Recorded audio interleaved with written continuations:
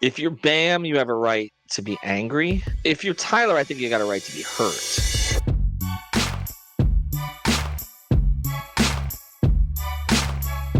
He and Bam didn't really interact except for the photo that I used for the cover photo of this, where they were face to face. And No. Bam was, I told Greg, I was like, the main thing I want to see on the floor is what happens when Bam picks him up on a switch. And it happened right away. And in fact, they didn't even need to switch. He was just guarding him for a lot of the night. He wanted to guard him. That felt intentional. Tyler Yes. says they didn't speak. Jimmy Yes. himself said he only spoke to like Kevin Love and Terry Rozier, and that's kind of it. So give us more on that, like the lack of communication both ways, so to speak. And people watching, thank you, comments, questions, all that stuff, super chats as well. Well, I feel a little validated on this because we've been reporting this. He had basically by the end 2 allies left. One was Rozier, and one was Jovic. And now Nico is, again, with Nico, it's lovable. Jimmy took an interest in him. Nico's he's just like that kind of affable personality and all of that. Terry, they bonded clearly. I saw them together a lot and in the Bahamas when I was down there for training camp. Kevin's a little more complicated. Kevin is just a really, as we've gotten to know him a little bit. It's funny. I wish I'd gotten to know him better in Cleveland when I covered up there for a year, but I don't think he was exactly the same Kevin Love that he is now. He just honestly, he cares about Jimmy's mental well-being. That's the way that it's been put to me. Like everything that was done, and you know how big Kevin is on those kind of issues. He's got another commercial out now on it. Right. And Kevin, the way the organization viewed what Kevin was doing was he's just trying to smooth everything over. He wanted to make sure Jimmy was okay too with everything that was playing out. And that's why they didn't have a problem with what he was doing. And I do think that he genuinely cares about Jimmy as a human being. That does not necessarily mean, and not that I've had any conversations with Kevin about this specifically, but I'm just saying it doesn't necessarily mean they agreed with everything that Jimmy was doing. The rest of them, and we watched this, by the way. We saw on the court beforehand. He gave Kevin a long embrace. He did dap up Burks, okay, who obviously he just played with for this season, and that was it. It wasn't just he didn't look at Bam. Bam wouldn't even go up to the center line. He was backing up. We were watching before Bam. tip off. Yeah, he didn't want any part of Jimmy. And Bam is he greets people before tip off. Like he's like the most affable person in the entire league. Yeah. He's one of these dudes that I don't know how much Heat fans understand it, but is universally liked around the league by a lot of people. Everyone. Like a lot of people. Okay, so if you're Bam, how would you feel? How would you feel? Oh, I'd be pissed off. You're the captain of the team. Because if you're Bam, you were thrown under the bus. Yes. Like if Jimmy is turning his back on the entire team, Bam is the captain of that team. Bam is the cornerstone, the long-term drafted, like the best player that they've drafted and developed since Dwayne Wade. Beyond that, Brian, it's more than that. And behind the scenes, yeah. It's that who had to do all the stuff, the public-facing stuff that Jimmy refused to do. Jimmy doesn't want to do media. Bam does it. Jimmy wasn't in the community. Bam is in the community. The media stuff, all of that. And then additionally, you have Jimmy's friends who are constantly taking these shots at Bam on social media. You think he doesn't see that? Right. You think he doesn't hear about that? You think the people around him don't tell him that? So you're in the trenches with this guy for almost 6 years. You go to 2 finals together, almost the 3rd final. It was the 2 of them, right? Tyler was hurt for part of it when they got there. There were guys like Gabe and Max and Caleb. They're no longer here. It was you and him. Okay. We always talked about the lack of on-court offensive chemistry. Some of that was style. Some of it was Jimmy wouldn't pass to him. You go through the pass numbers from, all of the lack of assists from Jimmy. Jimmy, who obviously is a good passer, can find anybody. He was never really finding Bam consistently. he never really did anything to prop Bam up in any way. He didn't want some of the responsibilities that Bam had. And then you're Well, dealing with this Ethan, erratic personality in the locker room when you're just friends with everybody. Brian, when I saw Bam in the Bahamas, he's always hanging out with the G League guys. He hangs out with the yeah, entire roster. You know what I'm yeah. saying? But you never But saw him hanging out with Jimmy. But in the beginning, like Mhm. that first year, I did feel like he propped up Bam. Like there were times where he would say, "Bam's the Yeah, best player on our team. We're gonna go as yeah. far as Bam could take us," and that slowly, like, just sort of died out. I don't know if it was by the second year, whatever the case may be, or the third year, but it was early on in his Heat tenure where it felt like there was like a legit chemistry there. There was the slam shoot, obviously, that they did with Mhm. Tyler Hero, who was Right. a rookie at the time, and that just sort of dwindled as time went on, it feels like. Am I wrong about No, that? well, you're not wrong. Jimmy did these kind of things. I mean, one of the very first things that Jimmy did when he came in, I wrote a piece about how his teammates all really liked him. We had the whole honeymoon phase. I wrote a very long piece for our website where I talked to a whole bunch of guys on the team about Jimmy. And this was in 19 before COVID. So he came in, but so obviously COVID, and then they had the run in the bubble. But prior to COVID hitting, and one story that Tyler told me was that as soon as Jimmy came in, he called Tyler and he said, "Get up to Chicago." He says, "You're going to spend That's some right. time with me in Chicago." He brought him up to Chicago. In fact, Jimmy had to fly down to close on a property, and Tyler flew down with him. Mhm, Okay. Tyler Tuesdays, they had their ebbs and flows too. mhm. But there's a couple of things that I can say that some of the organization think affected it.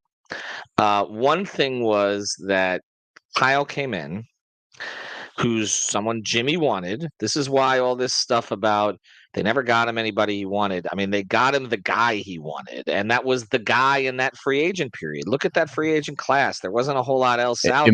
Important. People should remember the GM survey. I bring this up every time this comes up. Mm, Kyle mm, Lowry was voted by the NBA GMs as the most impactful free agent signing, as a signing who's going to be yes. like the best signing or whatever. And he went to the Heat that year. So for people who say like they didn't get him help or whatever, that was the offseason that they got him. They got PJ Tucker. I think they also got Caleb Martin on the two-way, which turned out to be Yes. pretty important. Yes, they did. But that offseason, they did the things and became the one seed. It was just after that, we can talk about. But yeah. Yeah, no doubt. And they did, and Kyle did a lot of good things that year. And particularly when Bam and or Jimmy was out, he kind of carried with, he played a lot with the second unit. He did a good job then. But there are those who believe that Jimmy's behavior got worse after that Yeah. because Kyle never bought into any of the Heat culture stuff. He was still in Toronto, really. And so it's kind of similar. And I don't totally blame Kyle for this either because I saw Dwayne go through it when Dwayne went to Chicago and it wasn't like Miami was, and he never really fit in there. When you're used to a certain place for a very long time and you're deified in that place and you get away, you're not, well, not that Dwayne was trying to get away with things in Miami because he really wasn't. But when the culture conforms to you because of who you are and they know you so well. And look, Toronto didn't draft Lowry like he was with four teams before them, but it's where he fit the best. And obviously the Heat drafted Dwayne. So I don't totally blame Kyle for that. But again, he never really bought in from the very beginning. Kyle, to a large degree, came down to play golf. I mean, that's pretty much what it was. And the whole Heat culture thing, he didn't buy into the mythology of Riley, which is something that the organization works very hard to maintain. Um, for a variety of reasons. And I kind of agree based on looking back at it. I didn't think it at the time, but with what some feel that when Kyle came in, that Jimmy kind of went south. Um, Yeah. in terms of now they still had a finals run. They still had a near finals run. So the performance justified giving him certain leeway that you didn't give to other players. But when you're giving it to him and it's still not enough, right? Still wants more training away from the team, not to be in the same hotel, to fly up when he wants, and all that. And again, now let's take it back to his teammates. His teammates aren't getting any of that. Right. Cam's not getting any of that. He's the captain, Right. right? Um, I'm just saying, I'm not surprised. I hadn't heard specifically because of the way he does. He's not going to vocalize it publicly, but I wasn't exactly sure how Bam would act last night, but the way he acted kind of validated everything I believed he should believe Mm-hmm. and should feel based on what I'd witnessed. And I'm happy for him, honestly, that he took that assignment and that he won that assignment so easily last night. And now the question for the Heat, and it's not going to happen this year because the rest of the team is not good enough. But the question for the Heat is, can they get that Bam more often? Mm. Can they get that Bam who from the very beginning takes shit personal? And sometimes I have felt like he's just too nice Mm-hmm. and he doesn't have that. Look, Dwayne was really nice. That you can't get anybody behind the scenes to say anything bad about Dwayne's tenure, unlike Jimmy, by the way. It's a polar opposite situation.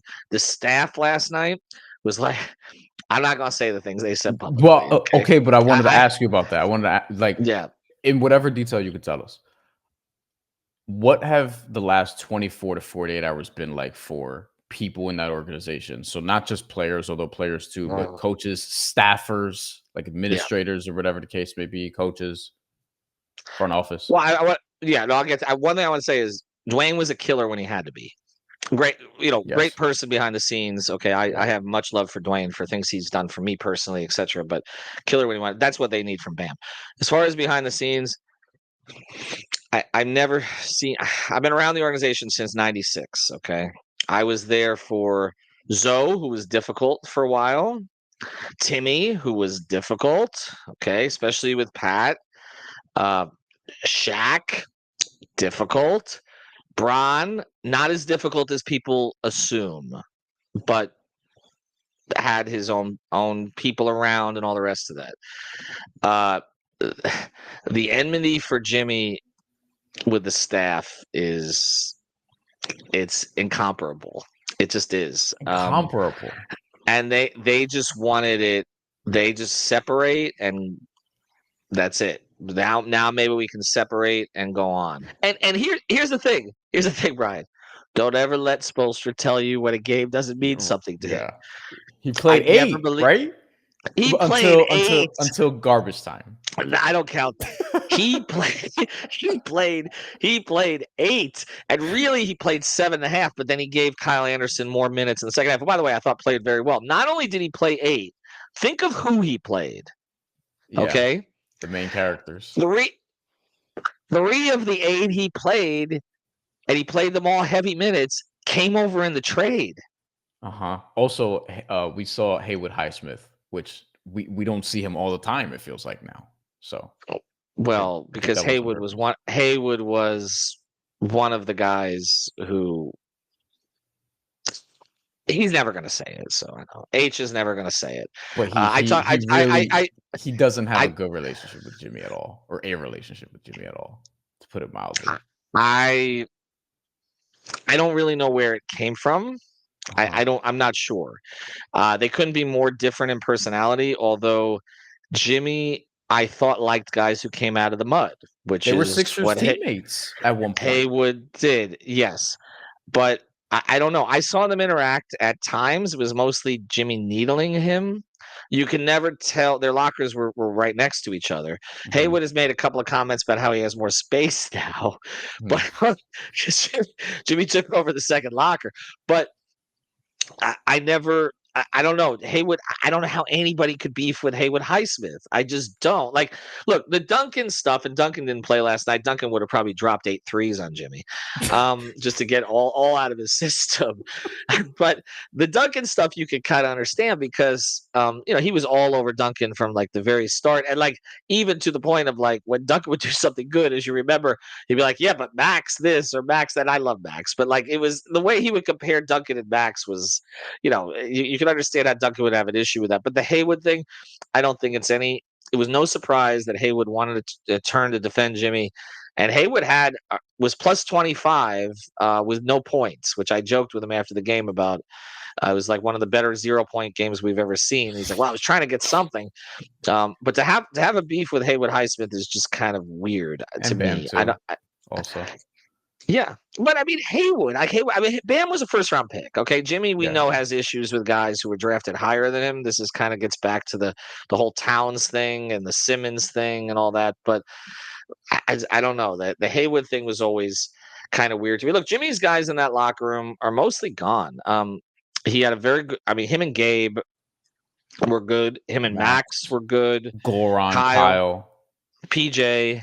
PJ. Those were more his guys. The current locker room, and the other part of it that's kind of funny. And I know personal is different than professional, but Mm-hmm. like one of the reasons the team was so bad or didn't have enough help was because they traded a first round pick for Terry Rozier, and yet Terry Rozier is the one guy that he went up to. The one thing I want to close on the teammates thing is that you mentioned Tyler, and I just want to hit that quick here. Yes. Dude. Tyler after the game was asked, "Did you talk to Jimmy?" Or did you guys have a chance to reflect or converse? Now, I respect the person who asked the question. We knew they didn't. It was obvious they didn't. Okay, Yeah. so I think it was just to try to evoke a response from Tyler. Yeah. And he's like, no. And he paused. He's like, no, no, no, no, no, no, no, no, no, no. If you're Tyler, and we were speculating on this on the way out, and again, we're not psychologists, or psychiatrists or whatever, but it seems to me that if you're Bam, you have a right to be angry about the way that this went down and the way that this guy kind of sabotaged the team, his friends, basically saying you're not good enough all the time on social media, which is kind of what they did with Bam. If you're Tyler, I think you got a right to be hurt. Yeah. This was Tyler's breakout season, and it seemed like Jimmy did everything he could to shit on it. Right? Like it's just and their interactions when I would watch them, I know we had Tyler Tuesdays and all that sort of stuff. Mm-hmm. They were always more jovial and friend oriented than it seemed like Bam and Jimmy's were. I agree. It felt like they would have their moments where they were not as close. And I know that there were a couple things that happened behind the scenes over the 5 or 6 years that I won't speak to. But when you saw them together, and even that press conference, we're 1A and 1B, which was like 2 months ago, 2-3 months ago, not even that long ago. I don't know. It felt to me like Tyler is, he's still a young guy in the game. He just had his first All-Star game. I know the season hasn't gone the way that he wanted to from a team perspective. I can understand why he would be hurt by what went down and kind of confused about all of this. But I think that's what Jimmy leaves. He leaves in his wake. He leaves confusion and destruction. And that's kind of what happened to this team this year. And I don't blame them for taking great joy in it.